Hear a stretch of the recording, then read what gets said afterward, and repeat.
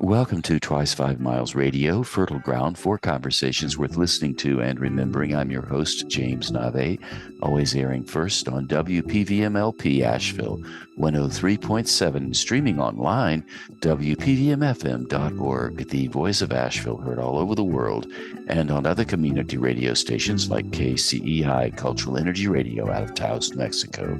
Thank you, Walter Parks, for our theme song. WalterParks.com for more on Walter's music. Devine Dial, thank you for managing WPVM-FM on Wall Street in downtown Asheville. Robin Collier, the same for you. Thank you for managing KCEI, Cultural Energy Radio out of Taos, New Mexico. If you would like to reach me, Navé at jamesnavé.com. That's how you can reach out, send me a message, tell me where you are. I'd like to know your story. Navé at jamesnavé.com. Navé is spelled N-A-V-E. And I'd like to remind you that we are sponsored by the Imaginative Storm Writing Project. If you would like to improve your writing chops, imaginativestorm.com is a good place to start that. I also host a Saturday noon workshop, Eastern Time noon, and Thursday, 6 p.m. Eastern Time, a free Imaginative Storm workshop on Zoom. So if you're interested in joining us and playing around with your writing, it's a salon. The door's always open. We love to have people just drop in. It's open house, if you know what I mean. And imaginativestorm.com is where you can find the information on that. So today I have a real treat coming up. I just finished doing the Black Mountain Blues Festival. And when I say doing, what I mean, I was emceeing at the Busch Gardens, which is a restaurant that's just absolutely whimsical in Black Mountain. And they had a great stage out back, tables outside. It was a bit warm. And that's it. So was the music. It was the blues. And there were a lot of great musicians there and other people as well. Libby Gamble was there, and we sat beside each other at the Busch Garden restaurant. She started to tell me about what she was up to. And I noticed this huge thing dangling off of her shoulder with a long extension. It was a camera, professional level camera, and a great lens. And I said, "What are you up to, Libby?" She said, "I'm taking photographs of all of the musicians." And I said, "My goodness." She told me a bit more. I invited her to be on the show. That was this weekend, and today is Monday. So Livy's fresh off the scoops of the Black Mountain Blues Festival, taking photos. So Libby, welcome to Twice 5 Miles Radio. Thank you. Thank you for having me. This is a treat. I really appreciated the things you had to say about photography, and I did watch you shoot, and you knelt and shot and did all these great photography things that people do when they get all these great angles. So I'd like to start our interview by asking you to reflect on how you feel about art and photography. And what I mean by that, you were very intentional when you were shooting your pictures. You made sure you got the right frame, you caught the decisive moment, you focused on the eye, did all those things that photographers know how to do, frame the photo tells a story, this and that. And then, of course, there's just the snapshot. Can you reflect a little bit on the relationship between the more intentional photographs, some people might call it art, and just the snapshots that people shoot? Well, what's your take on that? The snapshots are easier in the moment. When I'm really focusing in on a project, whether it's a portrait project or live music, I'm looking for certain things like getting the clutter out of the photo. It makes it more intentional and less snapshotty. But snapshots are awesome. I take them too. Well, what about the artistic drive and photographs? How does that fit into what you're trying to do? Because when we were speaking, you were telling me you were developing a business. You used to do it for a living, dropped out a bit, and now you're back. So does it really matter, the art part of photography? Why do it?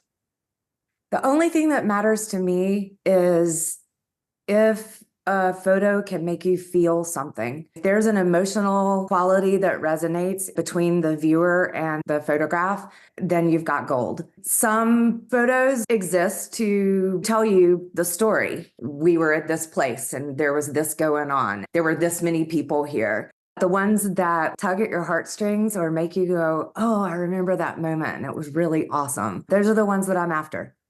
How do you go about getting those? You listen to your intuition, get into the feeling of the moment. Sometimes you get distracted and you miss those moments. But if you can stay focused on what's going on around you, it becomes easier to really feel it. Like when the music reaches an intensity, you start to see like all the photographers diving for a shot because there's an emotion that's happening in the face of the subject. There's something going on, whether it's the lighting or the music or the emotional state that the musician is in. You're feeling your way to that. Well, I was listening this morning to a podcast, The Daily, New York Times, The Daily. And this past weekend, there was an assassination attempt on Donald Trump's life. And we all know that. That's in the news. We're talking about it now.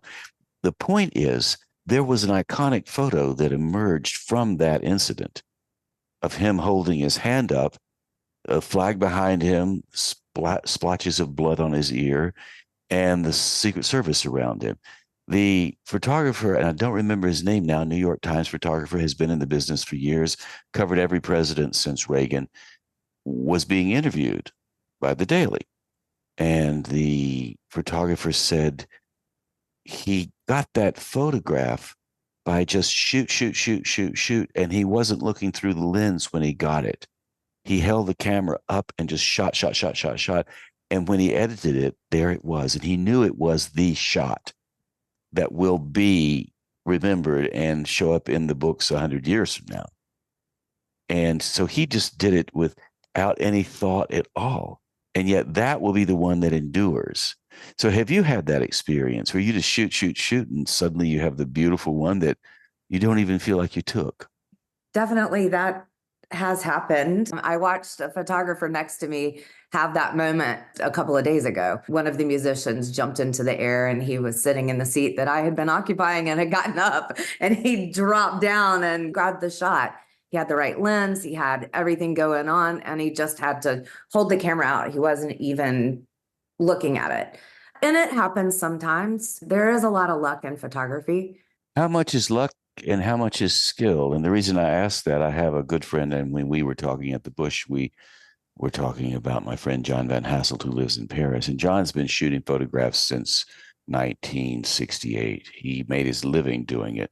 He was doing it globally. And I've been out a few times with John, and I carried a 35 millimeter camera, not a professional level one, but an amateur level one, decent enough. And he went out with his gear, similar to what he shot with Nikon, like you do. And I would shoot the same scene he did. We would compare photos, and he would get the picture and I would get the snapshot, even though I was attempting the photo. Sometimes I would get close. I don't know what that is in the photographer's eye. What do you think that is that makes you able to capture some of those images? Because I've looked at your work. You showed it to me in Black Mountain online, and you do capture that. What is that? I don't know. I guess some people are born with that skill and then you develop it, right? Like you're born with that instinct, that eye, and then you work at it. Just like becoming a good writer, we can all talk and we can all write words until you've really worked at getting better. You don't hit those high levels. It takes a lot of practice. It takes a lot of critiquing your own work, appreciating what you're able to do. There's a photographer I'm thinking of right now. His name is James Navé. He shot for Time magazine for a long time. He's probably about 80 now, maybe a little bit past that. He was a war correspondent, and his goal was to go into the most troubled areas and shoot. And what he reported in his TED Talk, which went 21 minutes long, and he read the thing. He stood up in the TED environment, the full TED conference, and said, I'm not going to talk. I can read. I'm very nervous to talk, but I can read this, and I'll read my speech, and I'll show you my images, and I hope you like them. So the guy reads the talk, which was perfect, and he showed all these images. But what he was able to do in his work, he was able to disappear on the front line. So he would be right on top of the soldiers fighting, or right in the horror of something, because he wanted to report on the horrors of the world and the humanity that lives and rises from the horrors of the world. and he would disappear. He became invisible in the midst of all of the stuff. They didn't see him. And he would get Pulitzer Prize winning photos after Pulitzer Prize winning photos. So do you feel that way? Do you disappear? Do you think of how you enter the arena as a photographer and how you don't get in the way? I am not real good at disappearing. That's not my specialty. I try sometimes. I knew it was going to be hot this past weekend. I wore like white pants, which is so not me. I'm usually like clad in all black. I tend to stand out. I don't know if it's a personality thing or what it is. I connect with people and connection is important to me. Most of the people that I shoot know I'm there. They're aware. I admire war photographers and people that are able to maneuver in the streets and really catch those moments that convey really important messages. Yeah, and it may be he's not disappearing, and that might be the wrong way to say it, or he may not be invisible. What I'm now thinking, he was able to simply be in the environment and become part of the environment so that he wasn't invisible, maybe, but he complemented the harmony of the environment by his presence so that people noticed him, but they didn't mind him being there in the same way they might be fine with a tree being in the road or with an animal walking by, just part of the ordinariness of any environment. And even in a war zone, there's always the ordinary bird in the tree, the ordinary cow in the field 100 yards away, still munching the grass, even though the war is raging. So maybe Right. that's what I'm thinking of when I'm thinking of how one enters the place. I don't know.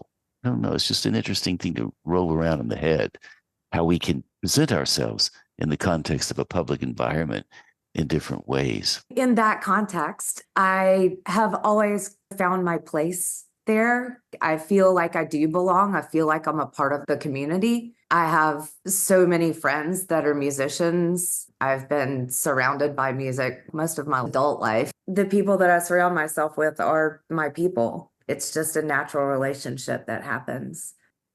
And let's switch to photography equipment. Tell me about the equipment that you have and how did you choose it? Why did you choose it? How much time do you spend cleaning it? How much time do you spend revising it? Do you upgrade your gear?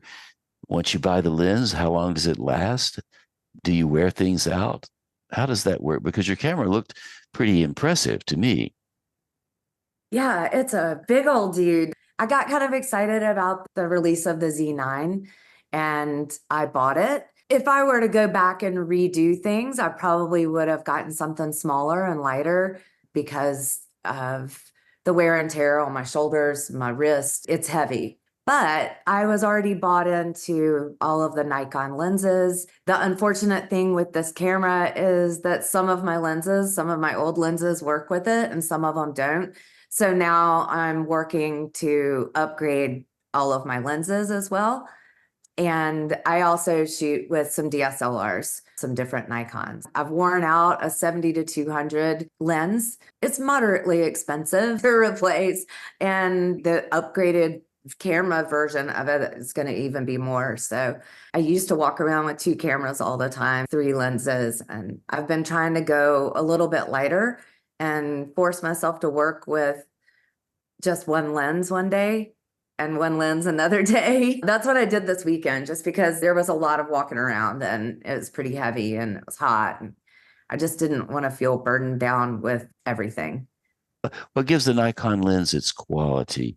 And how does that compare, say, to a Canon lens? And then, of course, you have Leica, which is the uber upgrade. Is there that much difference in it in terms of how these images translate into the digital space? I mean, I have an iPhone 15 with a really great camera on it. I shoot a lot with that. I send it out in the digital space and it's 8 megabytes high res photos. Is there that much difference? How does that work? You know, the saying, it's become my favorite one. The best camera is the one you've got with you. I'm not like a technical guru. This is just what I started with and where I ended up with. I like the Sonys. I know a lot of people that shoot with Canon. They love theirs. You can't tell a difference in quality. If you're looking at an image online or you're going to a gallery and looking at a photo, you can tell the difference like film. But digitally, I don't have the ability to pick up what kind of camera they were using when I look at an image. For online use, I'd appreciate something a little bit smaller. If it's just going to be 72 DPI and be on the internet, it doesn't so much matter. If it's going to be on a billboard, it matters. Well, what about composition? The rule of thirds, rather than putting the image in the middle of the photograph, you put it to the side or top third, bottom third, angles, that sort of thing. Do you look for that when you shoot? Are you thinking, oh, I need this post in the image to give it a little more life? Or do you wait for the chicken to walk by, so to speak, and snap it when the movement is in the photograph that's secondary to the object that you're shooting? If there's an element that's missing or there are too many elements in the photo, it's really busy, then you move around and recompose the image. When I'm working, it's all instinct. There are compositions that work and compositions that don't work. For example, over the weekend, I was at the Busch Gardens watching the TV and I was taking a break. I was at the bar where you and I were sitting, and I had the camera on. The selfie lens was on rather than the other lens. So the camera was looking up and I just had it on the counter. And I looked in the image and there were Coke bottles designed as chandeliers, and they were beautiful and green. And it was the perfect photograph. All the angles were right. The Coke bottles were placed in the right proportion in the screen so that they weren't in the middle. And I just pushed the button and got this fantastic photograph that would never identify the bush or any other place. It's this mysterious, what is that? Gee, where did that come from? I don't even know those are Coke bottles unless somebody told me. You wouldn't know they were Coke bottles unless somebody told you. Those things happen for everybody, right? Chandeliers, I have a hard time walking under and wanting to point the camera up and get that shot because there's something really nice about chandeliers. Usually they're in circles or they're in some kind of geometric shape that is of interest. The whole idea for photography in my mind is to create images that will stimulate somebody else to think something, have a little bit of an imaginative leap. Also, it's a way for me to appreciate how I compose the world even when I'm not shooting photos. I look at different angles. I'm able to see the way the water from the sprinkler falls on the lawn, or the way the shoes sit askew next to the couch, or the cat curls once about the day and falls asleep on the sofa, or whatever is happening.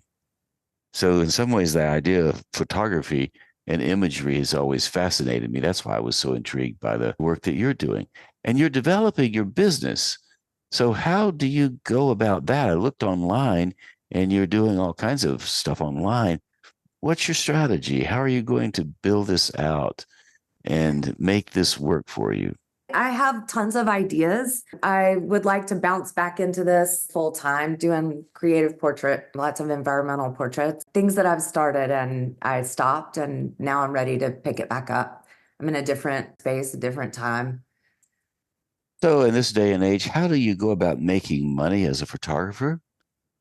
There are people that are able to do it. I am doing some side jobs right now to make ends meet. You know, things just keep getting more expensive. The community that I serve has been hurting a little bit. Musicians don't get paid an awful lot of money. The cost of living has gone up. Some real problems mixed in there. I'm optimistic that, you know, I won't have to have a part-time job forever, right? More, I'm just curious about how photographers in this day and age do generate imagery. I know people do wedding photography. I have some friends who do global campaigns for high-end five-star hotels, travel all over the world shooting the hotels. They also incorporate a lot of video in the work too. And so they're doing a more comprehensive media thing than just shooting a shot. Are you exploring that as well? My pandemic project was to build a darkroom, and I built a darkroom in a school bus. I have been doing some work with tintypes, go in analog 4x5s and 8x10s, and getting into a different groove. For people who hear the term "I'm in the dark room," it's akin to I'm making a vinyl record. Yes. You're going back to a different era when dark rooms were the norm. Every photographer that worked professionally had to be in the dark room to make the photographs come out, and then they edited them in the dark room with different kinds of exposure to light. You had, I think, 3 pans of chemicals, and then you had water and had to wipe the photo down. Tell people how the dark room works for those folks who shoot on digital cameras and have no concept of that old school way of going about things. How does the dark room work? Ventilation is paramount. The darkroom needs to be dark. I painted my darkroom black. There's a sink with water. The collodion mixture is ether and collodion salts. Say that if you were going to describe a dark room, you'd have to first start with your eye. One looks through the lens with the eye. And then we would clarify the device, the camera.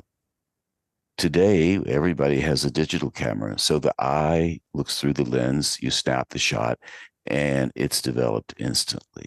If you're shooting for a dark room, you look through the lens, you press the shutter, you have your aperture and your shutter speed all set.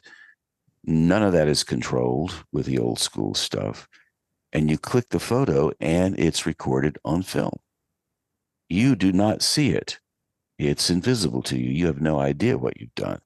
And you shoot 36 of those. And then you have different speeds of film. And the film records, the high speed film records more light. The low speed film records less light, I think. 125 versus 400, I believe, if I'm trying to recall. And then when you get the roll of film in the dark room, it's dark because any bit of light will ruin it, because the light's the key to the whole thing, and light's still the key to photography now. And you develop that roll of film, and then you take that roll of film that you've developed, and then you clip the thing so that you have one little image, and then you build that image out on larger quality paper. 8x10 picture becomes real by processing it through all of those chemicals. And eventually you hang it up and you let it dry and you see what you have. And I recall that's basically how a darkroom works. I'm not positive. It is. And in my instance, I have been doing tintypes. I haven't developed any film in that 5 foot by 7 foot space yet. I have done 4x5 and 8x10 tintypes and ambrotypes. Ambrotypes are wet plate collodion chemistry on glass. Tintypes are on metal. You start with a 4x5 or an 8x10 camera and a sheet film holder with the tintype. You start with your chemistry and you pour developer onto your glass or your plate of 10, whatever plate you've got you're working with. Then you sensitize it in a silver bath and it stays in there for 4 minutes. You pull it out, you clean it off on the back of it, and then you put it into a sheet film holder that has been adapted with a hole in it for your ambrotype or tintype, your piece of metal. And then you go out to the camera, which is outside with your subject matter, which has already been posed and focused, and you just do a real quick refocus, and then you slide that dark box into your camera, which is already set up, and you make your exposure, which is with collodion pretty much a guess. You get to learn these things as you go. It's a nice guess. Then you very excitedly run back into the dark room while the plate is still wet, because you've only got like up to 10 minutes, depending on how the weather is that day, to get it developed, because it has to be developed while it's wet. If it dries, then you lose your image. Then you go in and you pour your developer on it. And when you start to see the image come up, then you stop it down with water, and then you put it in a fixative bath where the image completely like disappears and comes back from a negative to a positive. And it's really beautiful process. It's beautiful to watch. And it's like the precursor to film.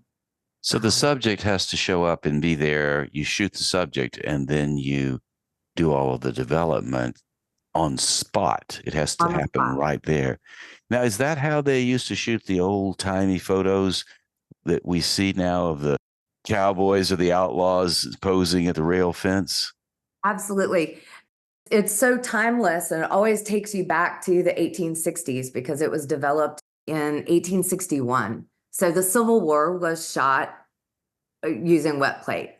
They had these wagons that they would carry out into the field, with their cameras. And I always imagine mules pulling all of this equipment or carrying all of the equipment on their backs with glass plates. It's a wonder that we have those images at all, with all of the dust that's in the field and all the things that can go wrong, and the glass not breaking on the back of a mule while traveling to or from a war zone.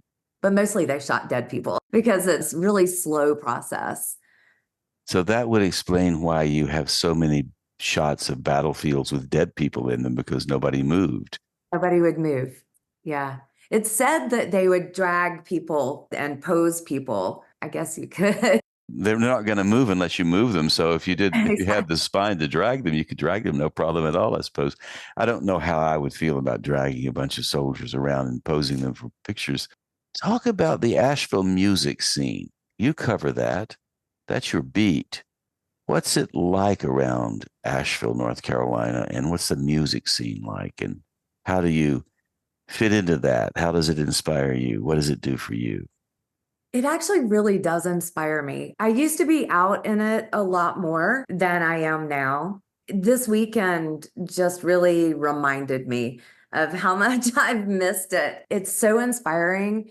It makes it easy to want to shoot, to want to make art with different musicians. Everybody is bringing different talents to the table. In particular, this weekend, there was so much love in every room where I was able to hear music. The musicians were all deeply filled with love and joy and gratitude. Being around that was incredibly inspiring. And I liked this event a lot because it wasn't so alcohol driven. People were there to enjoy the music and to have a good time. And yeah, there were drinks to be had, but it didn't seem like it was the primary focus, which a lot of times when you're out and about in the middle of the night covering really awesome music, there's a huge scene. I really appreciated the musical family vibe, which is beautiful. That is very true. I was at the Bush the whole time, Bush Gardens. I was hosting there, and it was easy. Sun was out, no rain, stage was up. People sat around in the old school way, the analog way, it seemed like. And I didn't see much social media action on the phones now that I think about it. People were looking at their phones, but not like you see in some places. You go to a big city like New York or other big cities many people have been to. You see all the social media influencers wandering around having their photos taken. And we didn't have any of that. It was just folks walking around on a hot summer's day in the middle of July. There was so much talent. Asheville's special with its music scene. There are so many amazing musicians here. Melissa McKinney, Ashley Heath, the Andrew Scotchy, Datran Johnson just blew me away. He warned us that he was taking us to church. Did Amazing Grace to the tune of the House of the Rising Sun. I mean, it gives me chills to just think about it. It was just so amazing. And his voice, he's got such range. He can drop down really, really low. I really enjoyed that performance a lot. There was a lot of soul there. like a lot of soul in general. That's what makes music, right? So we have almost arrived at the end of our time together, actually. Surprise, surprise, how quickly these things go. Before we go, tell us what you have in mind for what you're going to do next, how we can reach out to you, get in touch with you, connect, all of those things that people would like to know to see your work and engage with your dreams and ideas. Well, you can find me at libbygamble.com. I have a portfolio up of all kinds of things, personal projects and live music and portrait work. I am on Instagram, Love Light Libby. The license tag on my bus is Love Light. It stands for Libby's UV light because tintypes are made with ultraviolet light. So it's Libby's ultraviolet light. Well, Libby, thank you so much for spending a little time out of your day with us on Twice 5 Miles Radio. I do appreciate it. Thank you for having me. And there you go, my friends. Thus ends my conversation with Libby Gamble. I hope you have a better sense of what the Black Mountain Blues Festival was like and a better sense of what it takes to get out there in the field and make a photograph. I think this is more important now than ever because we all have cameras in our hands. Most smartphones have cameras that are much more sophisticated than the cameras were 20 years ago. So when you're out there in the field, walking around, and the field can be your life anywhere you are, anytime, day or night. For example, right now I'm recording the second half of this show on the porch of Mountain Stream at Lake Eden Retreat in Black Mountain, North Carolina. I'm feeling that now as I sit on the porch of Mountain Stream surrounded by trees, bathing in the forest energy, they say. And I think there's some truth to that. It certainly feels good being surrounded by trees and some birds in the distance and some other morning sounds. Very nice. So what I would like to do in the second half of our time together, I have a recording I'd like to play for you. This recording came from a workshop that I'm conducting. It's an Imaginative Storm Write What You Don't Know workshop. And the idea behind writing what you don't know, when you work with the things that surprise you, that come from your imagination, they pop up, they're in there. And when they pop up, you might say, gosh, I didn't know that. And you generate that on paper. It's a different way of working with imagery. In photography, as Libby talked about, you go out and you catch the image. You allow your eye to find the decisive moment. Your eye focuses on something, and then you capture that moment, and it tells a story. When you generate written work, it's a different phenomenon. You are working with the action inside your imagination, and your rational mind and your imaginative mind collaborate. And you come up with something, and you write it down. And then you read it aloud. Now, some people read silently, and it works for them. I prefer reading aloud. When you read aloud, you have your voice emerging. Maybe you like it, maybe you don't. I promise you, if you record your voice and you feel like you don't like it, do it a few times and you will start to fall in love with your voice. Just like the other people around you who know you, care about you, they recognize your voice, and it's a cherished sound in their ears. So you too will fall in love with your voice. If you read your work out loud a few times, you'll start to see what I mean. So you have the voice, you have the imaginative mind, and you have the rational mind, and they're all three collaborating in the writing process. I'm starting to call the writing process a delivery process rather than writing. What you're doing is getting some view of the world that you have out into groups of people who would like to consume it. Maybe it's only one person, and yet it's important for people to do this. Now, everybody in the world does not do this. It's not important for everybody. It is, however, very important for the people I'm working with in the Imaginative Storm Write What You Don't Know workshop. So in our session 2 weeks ago, session 5, Elemental Alchemy, people in the workshop, there were 7 folks, generated some remarkable work. I recorded it because I always record the sessions and then put them on a private channel so people can review them as they go through the week working on the material they generate during our session on Tuesday night. I heard each piece on the Zoom call and thought, my goodness, these all are fitting together very, very well. they would make a great collage. 7 pieces of writing, 7 sections with a little music transition in between. So that's exactly what I did. I went through the recording I made, pulled out all of the pieces the folks read, and put them into one sound file with musical transitions. Thank you, Walter Parks, for those musical transitions, and came up with one piece. I made a video of it, which I won't be able to show you now. I generated 1 image per piece of writing, and the way that happened, I dropped the piece of writing into ChatGPT-4 with instructions, very simple instructions. Give me an image based on this text. And ChatGPT-4 easily generated an image to match each bit of text. So I dropped those images into iMovie and put the sound file underneath it with Walter Parks' musical transitions taking us from one piece to the next. So what I would like to do now is play that sound file for you. Keep in mind, these pieces that you're going to hear now were generated in 10 minutes. They haven't been revised. Each person read the piece just after they generated it. So what I'd like to do now is to play that sound file for you. So here's the order of the speakers, and after that, the sound file will fade in. The first reader is Simone Kaplan, followed by Arlene Shapiro, Kay Rowe, Katerina Tanna, Rachel Bratchnick, Kelsey Waters, and Krista Thornburg. So now here are the 7 pieces of writing we recorded last week.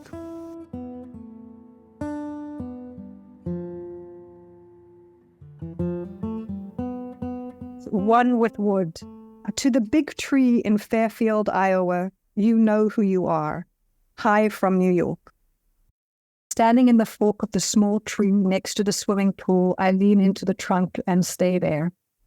I may look green, but I'm not a cabbage, says my mother's cousin, humorously a little later, apropos something I can no longer remember. I may not look green, but I am. One with wood. And the big tree, the one in the middle of the garden, the one I can still see, still feel, still know, as if it were a brother. The tree that was treehouse, spaceship, palace, temple. The tree I would climb when I wanted comfort, when I wanted freedom, when I wanted space, when I wanted to be held but not constrained. Relishing the distress of the adults who were afraid I would fall. So totally secure in my body and the nurturance of the tree, I would not. And I never did. One with the wood, the green sap that rose in the tree was rising in me too. And I knew it, and I felt it, and I relished it, but not in the intellectual, articulatable way, in the way that when I was a child I saw fairies and they frightened me because I knew they were there and I knew what I saw. Dryads and nymphs, green men and trees that spoke, and still do sometimes if I get quiet enough and listen.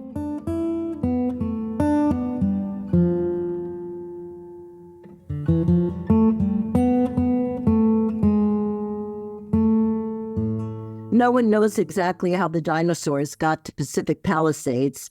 They were huge.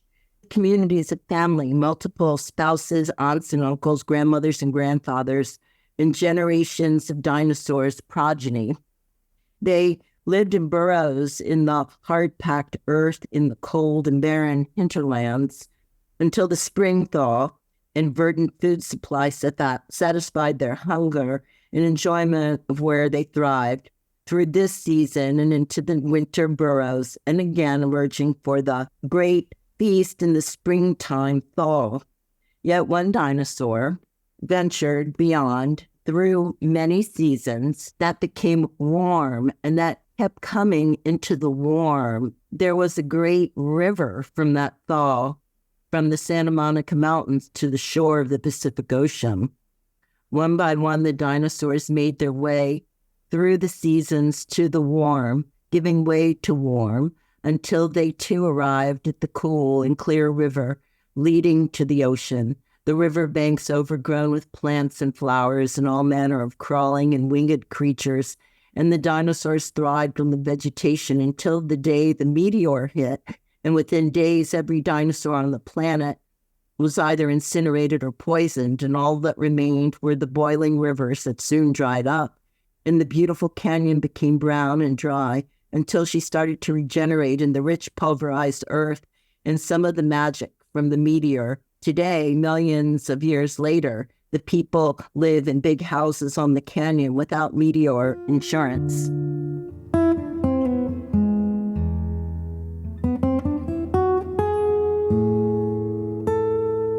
Everything is water, from the water in our cells, the blood in our vessels, river in their banks, and the wet blanket after rain. The smell of ozone in the cleansed air begs one to follow it, barefoot preferably, to feel the wet drops of water on the grass, or to step in the dark brown mud and squish it between the toes, to watch the butterflies come out to flit among the flowers as the sun dries off the earth. However, under the decaying leaves beneath the trees, the water is held in the dirt, providing moisture in the shade needed by fungi to spring forth, showing off their exotic colors and shapes.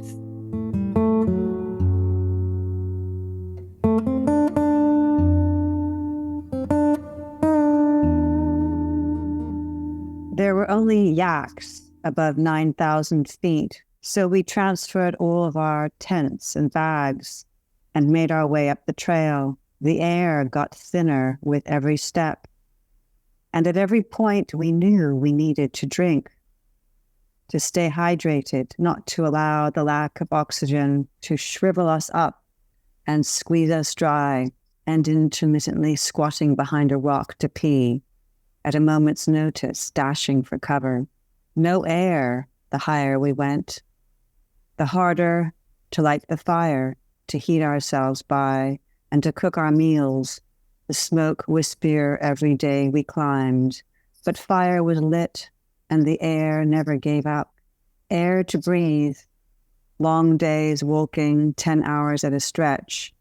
The trail sometimes washed away from the monsoon season just ended, and adjusting our maneuvers to get to the other side of the river, where the bridge remained only in pieces. The third leg, the walking stick, anchored us in the water steps as we crossed, inching our way across the mossy, slipping log that straddled the current roaring below. The air even thinner as we scaled to the next camp, and yak butter tea at the highest village tasted rancid, but I drank it anyway, only to discover it was, and the air left my body faster than I could take it in. In the middle of the night, my body turned itself inside out to purge the poison to my system.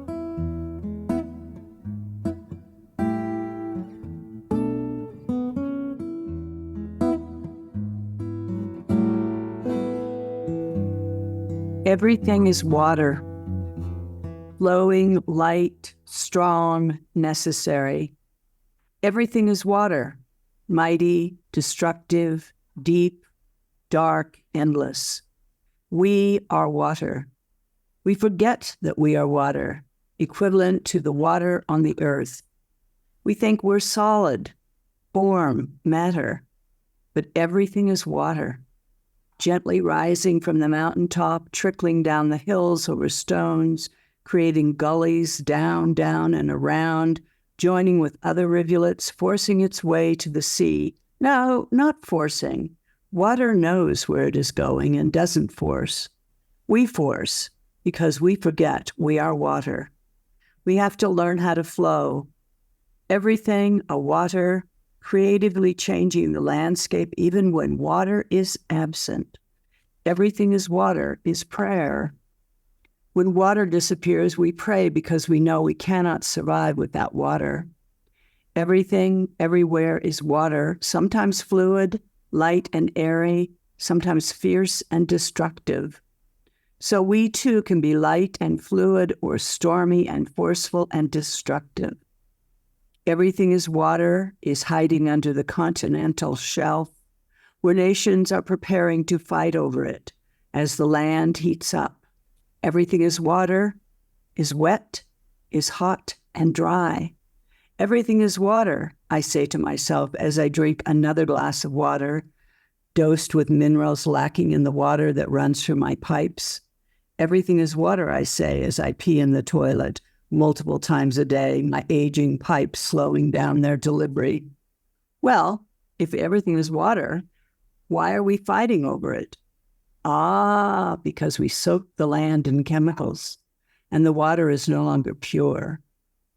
Everything is water, we were told long ago, so we did not value it. We only value what is rare.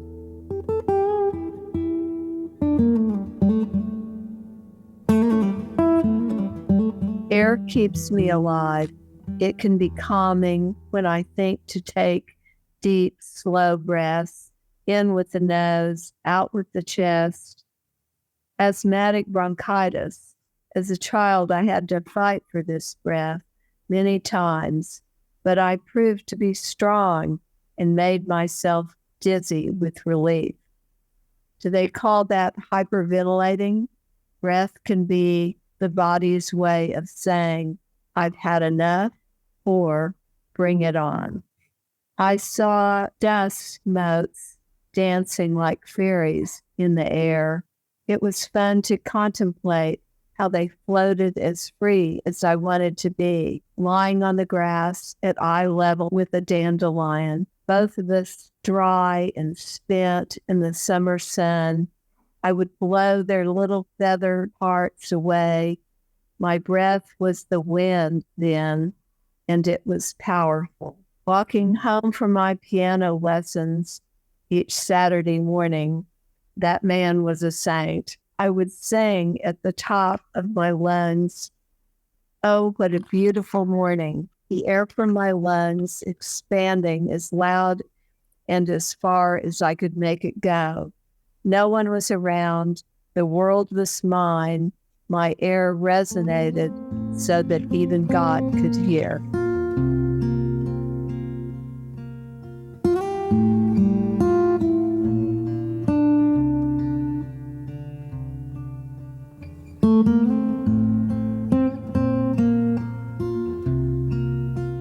Everything is water, oozing over the edges. Everything is water, contained within the edges. The dry cloth rubbed over a wet surface becomes a wet cloth. The hand rubbing the dry cloth that became a wet cloth becomes a wet hand. The skin of the dry hand that became wet pulls in the moisture, which joins with the flow of moisture, water on the inside of the skin, joining with the flow of water throughout all the systems of the human body. Everything is water. As we breathe out droplets of moisture from what once was a dry cloth that became wet and entered a dry hand that became moist, pulling the water into the bodily systems, now being expelled into the air, rising and flowing as humidity or frost. The temperature does matter, yet it is water. Everything is water. The water that was breathed out in our breath, mingling with the water in the air, rising high into the clouds. Collections of water on high pours as rain onto the surface we note has become wet as we reach for a cloth to wipe it up. And that was Simone Kaplan, Arlene Shapiro, Kay Roll, Katerina Tanna, Rachel Bratnick, Kelsey Waters, and Krista Thornburg, reading the pieces they wrote in 10 minutes during our Imaginative Storm Write What You Don't Know Elemental Alchemy session. I wanted to include those readings in this show because I think it's important for us to understand how easy we can make things happen when we just let ourselves lean into the flow of things, when we allow our imaginations to take charge and do things without concern for perfection, getting it right. And another thing I like about these 10-minute bursts and then recording them and putting them out there is because every time you make something, every time you write something, create whatever it is, you always leave a mark. You always put a bit of yourself into it.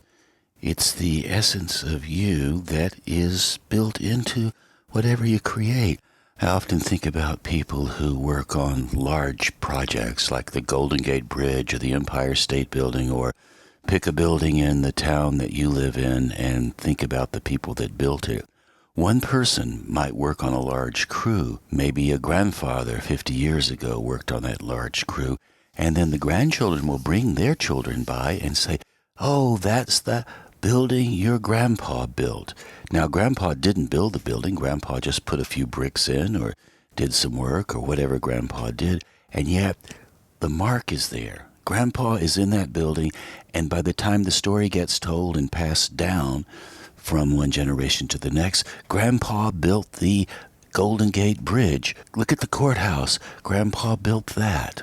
So when you make art, like the 7 pieces we just heard, all created in 10 minutes, you can expect to leave your personal sensibilities in whatever it is that you are making. That's why even though AI is becoming a force in the creative realms, AI is not human. Artificial intelligence, non-human intelligence. So that means no matter what AI makes, the mark, the human essence, the human sensibilities, your personal sensibilities, will never be there. I'm currently reading a book titled 10 Windows, How Great Poems Change the World by Jane Hirschfield. And in it, she sums up what we've been working with here. Here's what she says. In the realm of art, knowledge carries with it at all times an inevitable flavor. The individuality of the artist is in the work, as the physical hands of the potter are in the clay, no matter how smooth. I love that idea. We are in our art. We are in what we make. We leave our mark. We leave our essence. Just as Libby talked about leaving her mark with her photographs, her essence is in it. The readings, the 7 readings, leaving their mark. This radio show I'm recording, it's leaving its mark. I'm part of that, and by listening, you become part of it too. And here's the best news of all. You will never be able to capture anything in your art that gets it right, because there's no reason to really get it right. No reason to compare to some big standard. You can aspire. You can aspire to something, and when you leave your mark, that's right enough as far as I'm concerned. It's some evidence that others will find, evidence that says you showed up, that says you took a stand, you made something, you made a mark. It's your personal mark, it's your personal sensibility. You announce to anyone who's willing to read that you existed and you had the courage to tell us so. And that's not such a bad thing, I think. And on that note, we've arrived at the time we have to say goodbye. So, as usual, I'd like to say thank you ever so much for tuning in to Twice 5 Miles Radio, fertile ground for conversations worth listening to and remembering. I'm your host, James Navé, always airing first on WPVM-LP, Asheville 103.7, and streaming online, WPVMFM.org, the voice of Asheville heard all over the world, and on other community radio stations like KCEI, Cultural Energy Radio out of Taos, New Mexico. Thank you, Walter Parks, for our theme song, walterparks.com for more on Walter's music. Thank you, Davine Dial, for managing WPVM-FM in Asheville. I really appreciate it. And thank you, Robin Collier, for managing KCEI, Cultural Energy Radio out of Taos, New Mexico. I've been airing this show now for 8 years, 3 years on Cultural Energy Radio and 8 years on WPVM-FM. Just seems like yesterday when I started, and I'm still lining up people. I bump into people all the time. I talk to them, we chat, and lo and behold, they have something to say. I invite them on the show, and off we go. So if you've been listening to this show for a while, you understand how I go about that, and I never prepare my questions. I just ask the questions that pop into my mind. So it's a real pleasure to be able to do this, and I do it because I have the energy to do it because you're listening, and I really, really do appreciate that. I would like to remind you that we are sponsored by the Imaginative Storm Writing Project. If you would like to improve your writing chops, imaginativestorm.com is a great place to go. Also, remind you, we do a collaborative writing workshop every Saturday. We offer that for free. Doors always open. It's just a gathering of the community, a bit like playing music on the back porch, if you know what I mean. And we generate work in 10 minutes, and we read it aloud. It's great fun. Love to do it, and really would enjoy having you consider being part of it if you like. So you can find all about that and more at imaginativestorm.com, or if you would like to talk to me about that or anything else for that matter, my email address is nave@jamesnavé.com. Navé is spelled Nave, nave@jamesnavé.com. Like I said, I would love to hear from you. So, there it is. We've arrived at the end of our time together. Once again, thank you for tuning in. I do appreciate it, and hope you come back next time. And until then, maybe I will just catch you on that turnaround somewhere down the line.